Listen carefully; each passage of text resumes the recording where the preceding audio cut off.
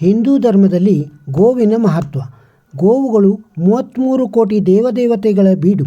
ಗೋವಿನ ಬೆನ್ನಿನಲ್ಲಿ ಬ್ರಹ್ಮ, ಕೊರಳಿನಲ್ಲಿ ವಿಷ್ಣು, ಮುಖದಲ್ಲಿ ರುದ್ರ, ರೋಮಗಳಲ್ಲಿ ಮಹರ್ಷಿಗಳು, ಬಾಲದಲ್ಲಿ ನಾಗದೇವತೆ, ಗೊರಸುಗಳಲ್ಲಿ ಕುಲಗಳಲ್ಲಿ ಗಂಗೆ, ಕಣ್ಣುಗಳಲ್ಲಿ ಗೌರಿಯ ಚಂದ್ರರು, ಕಣ್ಣುಗಳಲ್ಲಿ ಕೆಚ್ಚಲಿನಲ್ಲಿ 4 ಹಣೆಯ ತುದಿಯಲ್ಲಿ ಪಾರ್ವತಿ, ನಾಲಿಗೆಯಲ್ಲಿ ವರುಣ, ತುಟಿಗಳಲ್ಲಿ ಸಂಧ್ಯಾದೇವತೆ, ಹೃದಯದಲ್ಲಿ ಸಾಧ್ಯ ದೇವತೆ, ತೊಡೆಯಲ್ಲಿ ಧರ್ಮದೇವತೆ. ಗೋವಿನ ಹೂಂಕಾರದಲ್ಲಿ ಸರಸ್ವತಿ, 2 ಕಿವಿಗಳಲ್ಲಿ ಅಶ್ವಿನಿ ಕುಮಾರರು. ಹೀಗೆ ಸಾಗುತ್ತದೆ ದೇವರ ನಾಮಾವಳಿ ಗೋವಿನಲ್ಲಿ.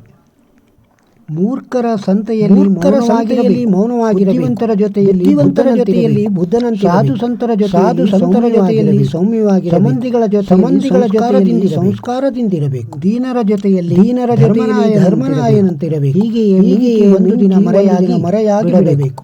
ಆ ಪ್ರಪಂಚವೇ ಬೆರಗಾಗಿ ನೋಡಬೇಕು ಅಷ್ಟೇ. ಸೋಲು, ಒಂಟಿತನ ಎರಡೂ ಜೀವನದಲ್ಲಿ ಬಹಳ ಪಾಠಗಳನ್ನು ಕಲಿಸುತ್ತದೆ. ಒಂದು ಯಾವ ತರಹ ಗೆಲ್ಲಬೇಕು ಎಂದು ಕಲಿಸಿದರೆ, ಮತ್ತೊಂದು ಜೀವನದಲ್ಲಿ ಯಾರನ್ನು ನಂಬಬೇಕು ಎನ್ನುವುದನ್ನು ಕಲಿಸುತ್ತದೆ. ವಿಷ ಅಂದರೇನು? ನಮ್ಮ ಅವಶ್ಯಕತೆಗಿಂತ ಏನು ಹೆಚ್ಚಾದರೂ ಅದು ವಿಷ.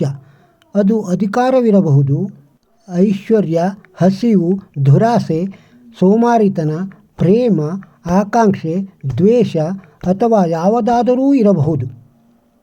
ಸೋಲುಗಳ ಹೊಡೆತ, ಅವಮಾನಗಳ ಹೊಡೆತ, ಬಡತನದ ಹೊಡೆತ ಬಿದ್ದಾಗಲೇ ಮನುಷ್ಯನ ಬದುಕು ಬದಲಾಗುವುದು. ಮಾಡುವ ಕೆಲಸ ಯಾವುದಾದರೇನು, ಅದು ನಮಗೆ ಒಂದು ತುತ್ತು ಅನ್ನ ಕೊಡುತ್ತಿದ್ದರೆ ಅದರ ಮೇಲೆ ಗೌರವವಿರಲಿ. ನೀನು ದುಡಿದ ತಕ್ಷಣ ಮನೆಯ ಯಜಮಾನ ಆಗಲ್ಲ. ತಂದೆ ಮೇಲೆ ದಬ್ಬಾಳಿಕೆ ಮಾಡಬೇಡ. ನೀನು ಕೋಟಿ ದುಡಿಯುತ್ತಿದ್ದರೂ ತಂದೆ ತರ್ತಿದ್ದ 100 ರೂಪಾಯಿಯಲ್ಲೇ ಬೆಳೆದಿದ್ದು ಅನ್ನೋದು ಮರಿಬೇಡ. ಅಧರ್ಮದಿಂದ ಶತ್ರು ಕೆಲವು ಬಾರಿ ಗೆಲ್ಲಬಹುದು. ಆದರೆ ಕರ್ಮ ಎದುರಾಗುವ ವೇಳೆಗೆ ಧರ್ಮ ಅವನನ್ನು ಸುಡಲು ಪ್ರಾರಂಭಿಸುತ್ತಿರುತ್ತದೆ. ಅವನ ನಿರ್ನಾಮ ತಪ್ಪಿಸಲು ಯಾರಿಂದಲೂ ಸಾಧ್ಯವಿಲ್ಲ. ಇದು ಭಗವದ್ಗೀತೆಯ ಸಾಲು. ಚುಚ್ಚುವುದು ಸೂಜಿಯ ಗುಣವಾದರೂ ದಾರದ ಗೆಳೆತನ ಮಾಡಿದ ಮೇಲೆ ಸೂಜಿಯ ಗುಣ ಬದಲಾಗಿ ಎಲ್ಲವನ್ನೂ ಜೋಡಿಸಲು ಮುಂದಾಗುತ್ತದೆ. ಇದು ನಿತ್ಯ ಸತ್ಯ. ನಮಗೆ ನಮ್ಮ ಮಾತುಗಳಿಗೆ ಬೆಲೆ ಇಲ್ಲ ಅಂತ ತಿಳಿದಾಗ ನಾವು ಅವರಿಗೆ ಎಷ್ಟು ದೂರದಲ್ಲಿರುತ್ತೇವೋ ಅಷ್ಟೇ ಒಳ್ಳೆಯದು ಅಲ್ವಾ? ನಮ್ಮವರು ಅಂತ ಹೋಗಿ ಮನಸ್ಸಿಗೆ ಗಾಯ ಮಾಡಿಕೊಳ್ಳುವುದಕ್ಕಿಂತ ಸ್ವಾರ್ಥಿ ಅಂತ ಅಂದುಕೊಂಡರೂ ಪರವಾಗಿಲ್ಲ. ಸುಮ್ಮನೆ ಒಂಟಿಯಾಗಿ ಇದ್ದು ಬಿಡಬೇಕು. ಇದೇ ಸತ್ಯವಾದ ಮಾತು. ಮಂಗನ ಮರಿ ದೊಡ್ಡದಾದ ಮೇಲೆ ಮಂಗನೇ ಆಗುತ್ತದೆ. ಕತ್ತೆಯ ಮರಿ ಕತ್ತೆಯೇ ಆಗುತ್ತದೆ.